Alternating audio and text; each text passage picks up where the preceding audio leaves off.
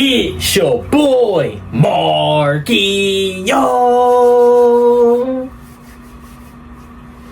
And your boy, Jay Ski. And we back at it again with another reaction, man. Today, I got my little brother with me today. You know what I'm saying? Today, we got how good was Michael Jordan actually was, man. Now, this is probably my longest video. You know what I'm saying? 25-minute plus. And I know this video gonna be very interesting because I'm a real big Michael Jordan fan and my brother is too. You know what I'm saying? If y'all want to go tap in, I'm gonna put my brother in from YouTube right here. I know I've been forgetting, but this time I'm gonna put it right here. What's yours? James 2 Valley with 2 D's. James 2 Valley with 2 D's, man. So no further ado, man. Make sure y'all like, comment, subscribe, man. We're on the road to 16K subs. Hopefully y'all enjoyed this video. Hopefully we enjoyed this video, and let's get straight into this video, man. Michael Jordan scored 50 points or more in the playoffs 8 times, more than Kobe, KD, LeBron, and Wilt combined. Jordan also had the most 40-point playoff games, more than Kareem, AI, Steph, and D-Wade put together.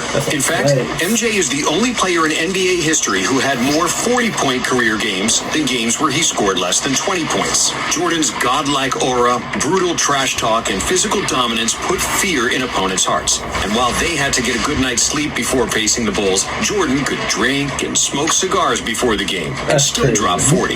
His airness made it look easy, and he proved it when the games were on the line. Game on the line. Who would take the last shot? Me. 28 times Jordan scored the game-winning shot, including 7 game winners in the playoffs. And MJ wasn't just a scorer. He had the most first-team all-defense selections ever with 9. He's the all-time blocks leader by a guard. And has the most seasons with over 200 steals, with 6. In 1989, when the Bulls lost their starting point guard, Coach Doug Collins made Jordan play the point, and he notched 10 triple-doubles in 11 games, averaging 30 points, 11 assists, and 9.5 rebounds per game. Between 1991 and 1996, MJ played 13 consecutive playoff series, where he averaged more than 30 points per game, retiring with 6 rings, 5 MVPs, and a 6-0 record in the final.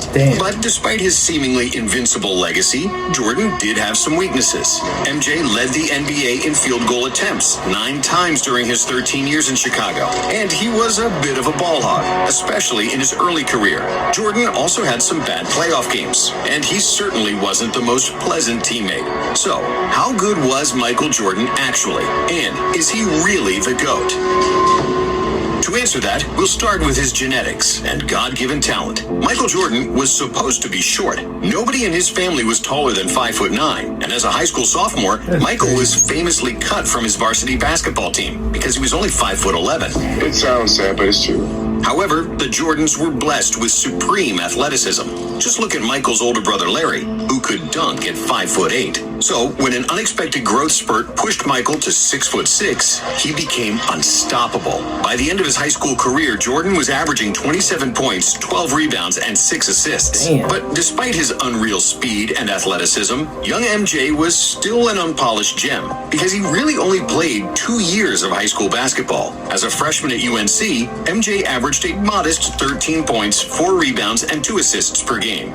He was the 3rd leading scorer on the team behind James Worthy and Sam Perkins, and his fundamentals, ball handling, and confidence weren't yet at a super high level. But all that changed in the 1982 NCAA Finals, when Michael hit a game-winning shot against Patrick Ewing, winning the national championship. 18. Jordan, North Carolina, has won the 1982 NCAA championship. Jordan said this was the biggest turning point of his career, because after that, his confidence was through the roof. That turned my name from Mike to Michael Jordan. It gave me the confidence that I needed to start to excel at the game of basketball. In the next 2 seasons, Jordan continued his basketball education under Dean Smith and became a complete player. He averaged 20 points per game, was a consensus first-team All-American, and as a junior in 1984, he was named Collegiate Player of the Year. But based on his college career alone, it was hard hard to predict that Jordan would reach the pinnacle of the NBA. After all, many great players who came before Michael had far better college careers, including Kareem, Magic, Bird, Bill Walton, Bill Russell, Oscar Robertson, David Thompson, Pete Maravich, and a few others. Because of his relatively modest numbers in college, and because the 80s were the era of the big men, Jordan was selected third in the 1984 NBA draft, behind centers Hakeem Olajuwon and Sam Bowie. He's only 6'6", so how much can he really do? We wish he were 7'1", but he isn't. However, it took just 2 practices for the Bulls coach to call the general manager and say, "You didn't mess up the draft this time." For the first day in practice, my mentality was whoever is the team leader on that team, going after him. And I'm not going to do it with my voice because I had no voice. I have to do it with the way that I play. When the season started, it took Jordan only 3 games to score over 30 and 9 games to eclipse 40. By the end of the first month, it was obvious that Jordan was supposed to be the first overall pick. While Olajuwon looked like a star, Jordan was more like a supernova because there was nobody in the league faster than him. It seemed almost unfair how he blew past opponents with just a single step who had no answer for his drives to the basket. On top of his speed, Jordan was also the most athletic player in the NBA with an unmatched vertical jump and hang time. When he drove to the cup, it looked like he was a fighter jet, and his quickness served as a runway for his vertical takeoff. When MJ raised up for a jump shot, it seemed like nobody was ever guarding him, because the laws of gravity didn't seem to apply to Michael.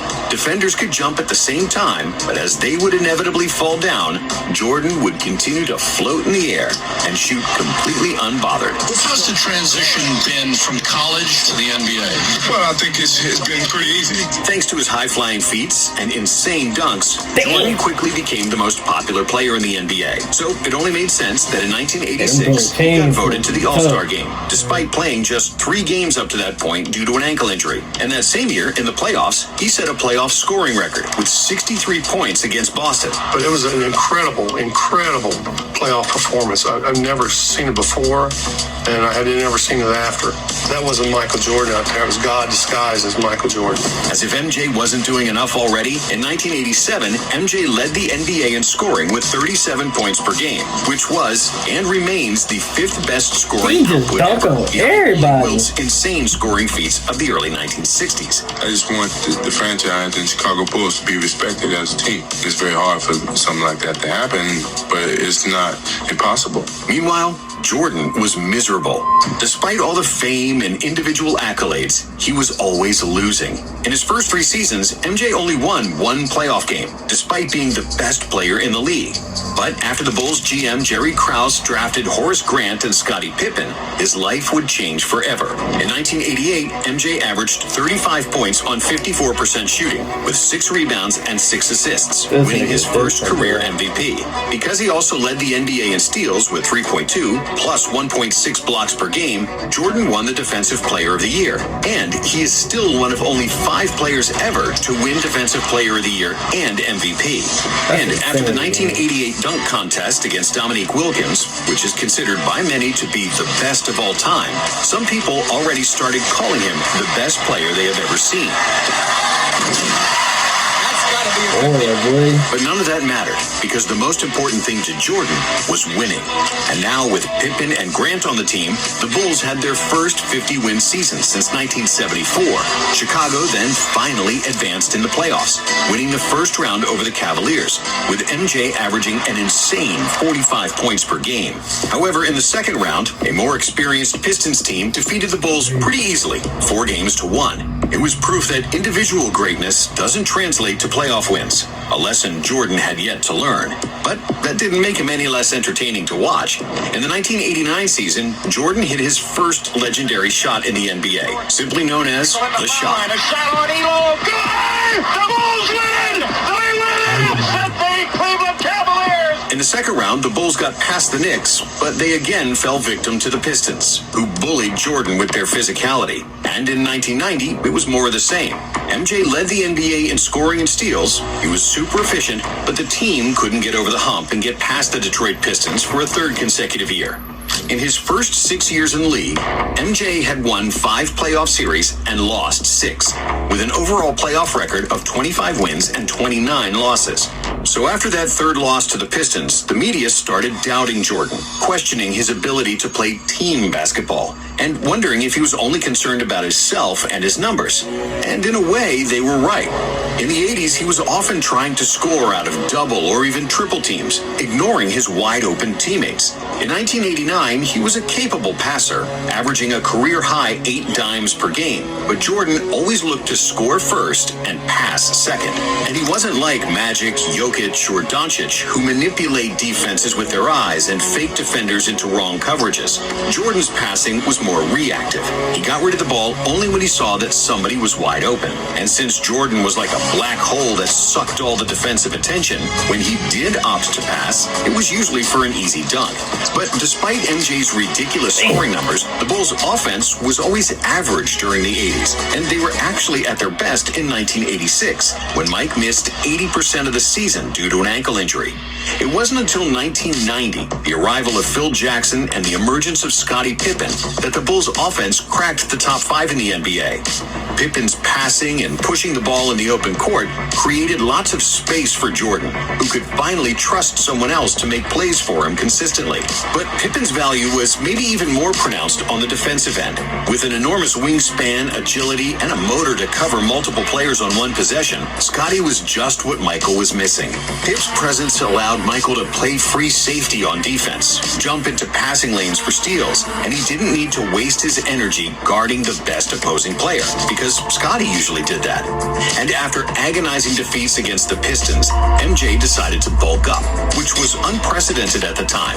Players didn't spend much time in the gym, and if you look at all the players in the 80s, they looked lean, but hardly anyone was super muscular. So when MJ returned for the 1991 season, he was still super quick, athletic, and could contort his body in the air like no one else. But this time around, he was also much stronger, which allowed him to absorb contact better and bully smaller players with his size. What also helped Michael was the arrival of coaches Phil Jackson and Tex Winter, who instituted the triangle offense, which was based on cutting in open spaces and playmaking out of the post. If executed properly, the triangle was believed to be the most optimal offense to optimize spacing. MJ didn't have to bring up the ball all the time and force his shots, and he was receiving the ball closer to the basket, where he'd bully smaller defenders and dominate like never before. Even though Jordan was phenomenal from the moment he stepped into the NBA, in 1991, he was at his best, and he won his second MVP award. The 91 Bulls had the best offense in the NBA, and they crushed the opposition in the Eastern Conference. They swept the Knicks, beat the 76ers in 5, and then finally got their revenge against the Pistons. This time, it wasn't even close, as Detroit was on the decline after 3 straight NBA Finals trips, while the Bulls were ascending. MJ swept Isaiah and the Pistons, who famously left before the final buzzer of Game 4, refusing to shake the Bulls' hands. We finally got over the hump of losers mentality. We were starting to become a winning franchise. And this guy was the limit. But in the NBA Finals, another legend awaited, Magic Johnson. And it seemed like the 5-time NBA champion still had the upper hand when the Lakers defeated the Bulls at home in Game 1. That is, until Phil Jackson made the adjustment to have Pippen guard Magic, which turned the series around. And in Game 2, Jordan dazzled the world with another iconic move, switching hands mid-air to score an acrobatic layup. You don't understand how hard that is. They might think it's easy.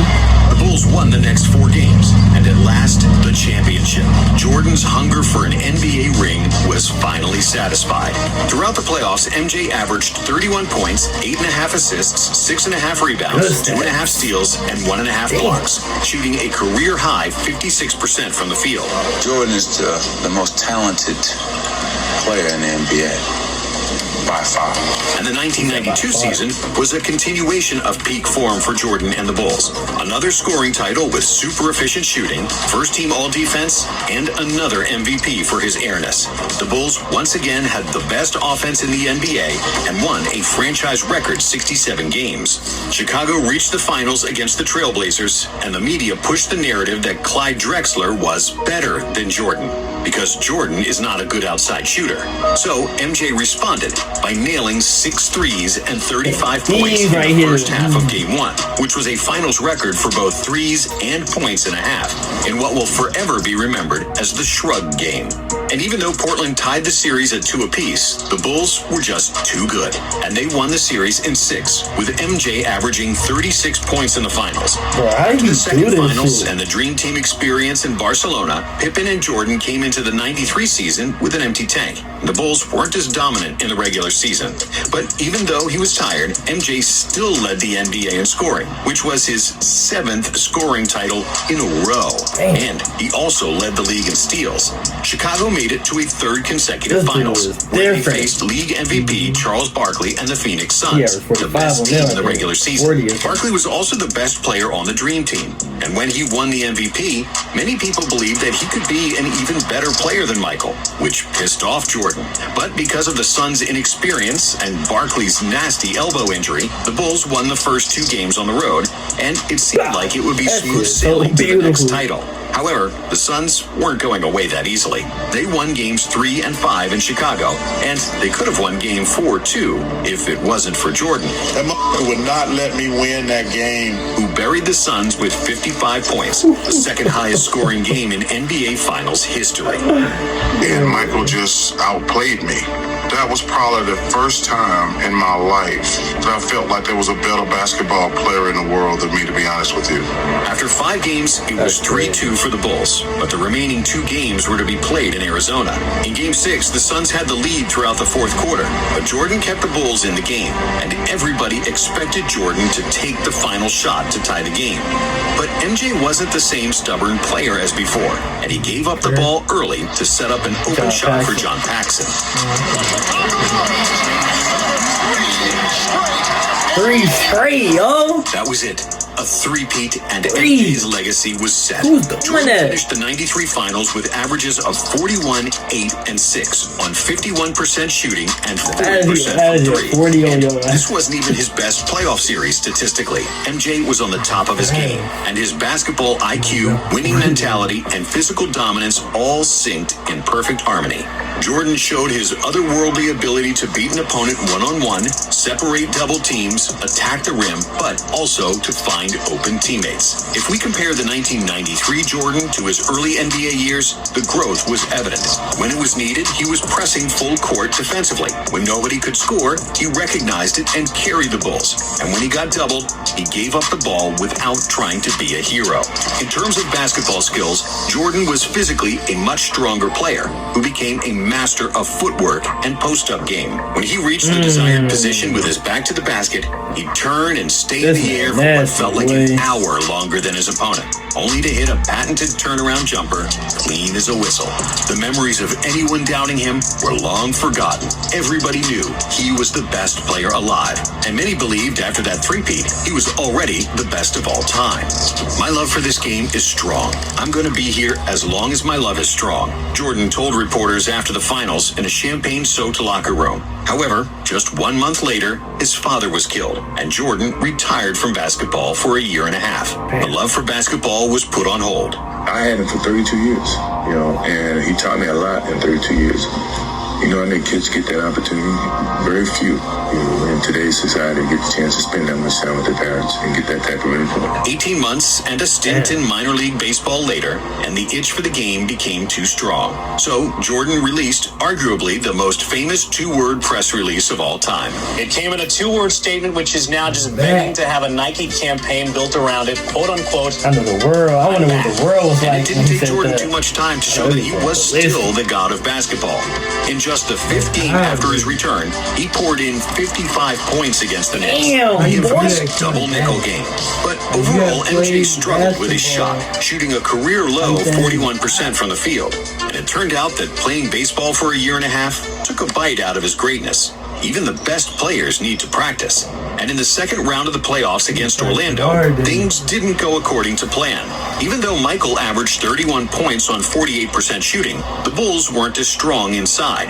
Horace Grant, who used to be their starting power forward, was now playing for Orlando. And together with a young Shaq, the Magic simply outmuscled the Bulls in the paint. Many people will say the Bulls lost in '95 because Jordan wasn't in peak form after his baseball hiatus. And there is some truth to that. that, but Jordan actually averaged his usual numbers. Really, basketball is just a team sport, and they lost because Orlando was much bigger and deeper than them. Thankfully, the Bulls management knew that too. Last week, the Bulls announced the acquisition of a player many people consider the most controversial basketball star in the NBA. They added Dennis Rodman to the team, the best rebounder of all time, and one of the fiercest defensive players ever. What's up? A year before, they also added Steve Kerr, the most accurate three-point shooter ever, and together with a defensive dog, Ron Harper, and Tony Kukoc, who was the most versatile power forward in the NBA, MJ had the best supporting cast in the league. In the 1996 season, the Bulls were so good that they became only the second team in NBA history to lead the NBA in offensive and defensive rating. And their plus 13.4 net rating is still the best ever. Their 72-10 record was the best of all time. And, of course, Jordan won an MVP, averaging 36-4. As for the playoffs, there was no stopping the Bulls. Only the Sonics in the finals showed any kind of resistance. And Gary Payton was the first defender to have slowed down Michael, but he couldn't beat him, and Chicago won their fourth title, with Michael crying his guts out in the locker room because it was the first championship he won without his father. I know he's watching. This is my daddy. I'm very happy for him. He's a voice of reason that always drove and challenged me. That's the type of father I am. Like a friend? Yeah, like a friend.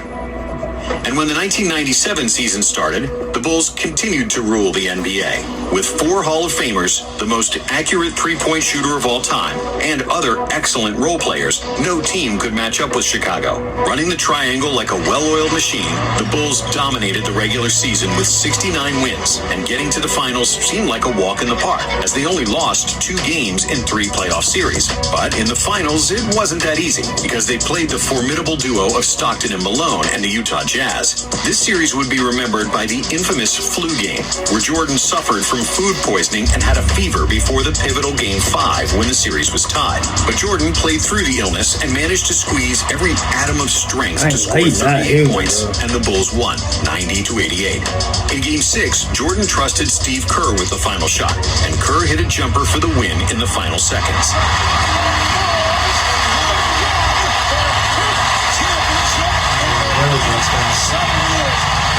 However, when the 1998 season started, the Bulls were running on fumes. Pippen had injury problems and disputes with management, and Rodman was more reckless than ever. But they still had Michael. Even though he wasn't as athletic as before and his efficiency decreased, Jordan was still capable of winning games by himself. The Bulls finished with 62 wins despite Pippen missing half the season, and that's why Jordan was named NBA MVP for the 5th time. In the playoffs, the Bulls survived the Indiana Pacers in the Eastern Finals, winning Game 7 by 5 points. And then, in the finals, Utah awaited again, hungrier than ever. In a tough defensive series where neither team scored 100 points, Jordan proved his clutch factor once again, hitting arguably the most famous shot in NBA history over Byron Russell. Legendary. That's a picture too, though. 6 championships in 8 years, with 6 awards for the finals MVP, and Jordan achieved basketball immortality. And if this is the final chapter, what a way to close the book. After 1998, Jordan retired for the 2nd time, which was the end of his prime, and we can sum up his career with the Bulls in 3 parts. The first part being between 1984 and 1990, when he was easily the most athletic player in the NBA, a scoring machine beating players with speed and leaving defenders stuck in the mud. But basketball is a team sport, and Jordan didn't have enough quality teammates around him, and those who he did have, he didn't trust. The second part was the first three-peat, when he slowed down a bit and wasn't going 100 miles per hour on every possession. MJ was then physically stronger, he became a master of all facets of the game, improved his shot, and started trusting his teammates. And then came the second three-peat, where the Bulls had the deepest and most versatile team in the NBA. The Bulls with Pippen, rookie Kukoc, and Kerr won 55 games in the 1994 season, and they played without Jordan, Rodman, and Harper, who was maybe the most underrated teammate MJ ever had. When they all got together in 1996, it was game over for the league. But having good teammates is essential to winning in the NBA, Peak basketball, especially when you're bro. past your physical prime. Jordan lost a chunk of his quickness during the second three-peat, but that's like when a Ferrari loses 100 horsepower. It's still faster than almost anything else on the road, and that answers the question, how good was Michael Jordan actually? Even when he wasn't at his best, Jordan was still the best player in the league. If you divide his career into 3 parts, each part would suffice for a Hall of Fame career. In his first 6 seasons, Jordan didn't win a ring, but he was the most electrifying athlete the NBA had ever seen, with unreal stats and winning all possible accolades. The first three-peat was Jordan at his best, showcasing a level of basketball that's rare and few, if any, have touched. And with his second three-peat, the Bulls won 72, 69, and 62 games in the regular season, and capped it off with 3 championship rings, losing just 13 games in 12 playoff series from 1996 to 1998. The only season of his career where Jordan wasn't the best player in the league was probably just his rookie season. Jordan was the best player in the world for over a decade, something that can be said only of 3 other players, Wilt, Kareem, and LeBron. But while Kareem's individual and team accomplishments are similar to MJ's, Jabbar wasn't the best player on his team for 3 of his 6 championships, and he only has 2 finals MVPs compared to Jordan's 6. Wilt's scoring numbers from the 60s were impossible to reach even for Jordan, but he only won 2 titles and was constantly losing to Bill Russell. And finally, there's LeBron, who might be the most complete basketball player ever, and due to his longevity, he is the statistical GOAT. But LeBron only has 4 titles and has lost 6 times in the finals, including the 2011 dud against the Mavs, where he played a catastrophic series that cost Miami the championship. And that's something that never happened to Jordan.